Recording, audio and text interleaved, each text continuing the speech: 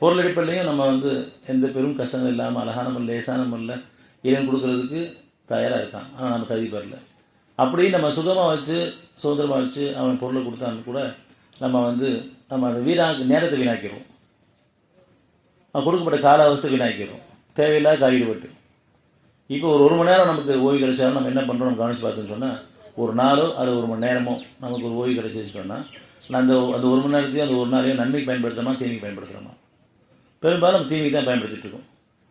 கொஞ்சம் ஓய்வு கிடைச்ச உடனே நம்ம செல்ஃபோன் எடுத்துக்கிறோம், அதில் தேவையில்லாத பார்க்குறோம், தேவையில்லாத பேசுகிறோம், இதனால் பேசிகிட்டு இருக்கோம் யார்ட்டையாவது. இல்லைன்னு சொன்னால் தேவையில்லாத காட்சியெல்லாம் பார்த்துட்ருக்கோம், தேவையில்லாத விஷயத்தை ஷேர் பண்ணிகிட்ருக்கோம்.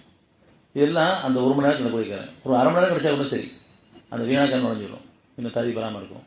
எல்லாருக்கும் மேலான சிறப்பான வாழ்க்கை இருக்குது, லேசான சுகமான வாழ்க்கை இருக்குது, சுதந்திரமான வாழ்க்கை இருக்குது, உயர்வான வாழ்க்கை இருக்குது. இறைவனுடைய அருள் யாருக்கும் தடுக்கப்பட்டதா இல்லை. பாத தெளிவாக இருக்குது. பயணம் செய்யக்கூடிய நம்மகிட்ட பலகீனங்கள் நிறைய இருக்குது, அதை உணரணும்.